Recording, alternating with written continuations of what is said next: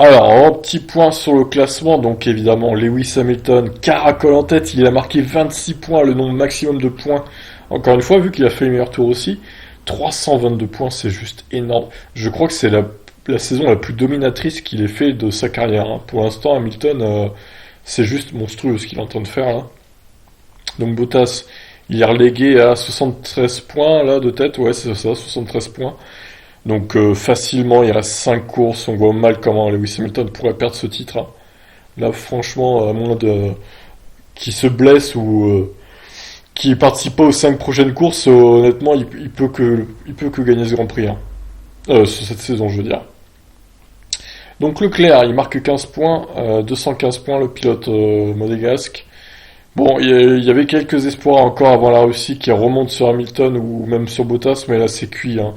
Honnêtement, à la limite, il pourrait peut-être remonter encore sur Bottas, mais Hamilton c'est mort, il gagnera le titre, donc Leclerc au mieux pourrait peut-être faire deuxième si s'il gagne deux trois courses encore, mais honnêtement ça me paraît compliqué quand même. Verstappen quatrième 212 points, bon l'abandon de Vettel qui fait mal du coup il est détaché des deux. Mais à mon avis Vettel finira cinquième de la saison, hein. À moins qu'il gagne d'autres courses d'ici là, mais c'est très très mal parti. Pierre Gasly qui marque pas de points, donc sixième. Carlos Sainz septième avec 8 points dans sa besace. Albon marque 10 points, 52 points pour le pilote thaïlandais. Alors ça va être intéressant de voir si Albon peut revenir sur Gasly avant la fin de la saison. Et si c'est le cas, à mon avis, c'est lui qui aura le baquet Red Bull l'année prochaine. Alors Norris qui marque 4 points, 35 points. Il passe Ricciardo qui lui, il s'est fait accrocher avec Grosjean du coup par Giovinazzi au début de course, donc pas de points marqués. D'ailleurs encore une course noire, hein, pour Grosjean, j'en ai pas parlé, mais le mec a abandonné au début quoi. C'est vraiment terrible pour lui.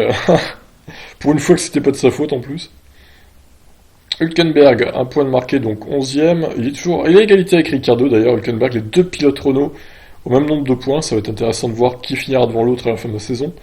Kiat, 12e donc. Perez marque 6 points, donc 33 points à égalité avec Kiat, qui est Perez, qui revient fort sur Ricciardo, Hülkenberg et Kiat du coup. Bon, Kimi toujours à 31, lui il n'a pas remarqué de points depuis l'Allemagne.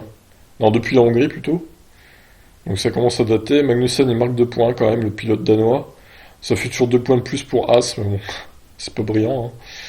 Et il passe au Stroll quand même, qui n'a pas marqué de points. Grosjean donc 8 points toujours, Giovinazzi 4 et Kubica un petit point pour le pilote Williams. Alors, constructeur. Constructeur, hein, c'est toujours Mercedes. 44 points, qui marque le plus grand nombre de points possible sur cette course. Bon, voilà, pareil, hein, Mercedes qui se fera pas rattraper par Ferrari. On peut déjà leur donner le titre constructeur, clairement. Ferrari, qui a marqué moins de points que Red Bull cette course, mais bon, pareil, honnêtement, je vois mal comment Red Bull pourrait revenir sur Ferrari.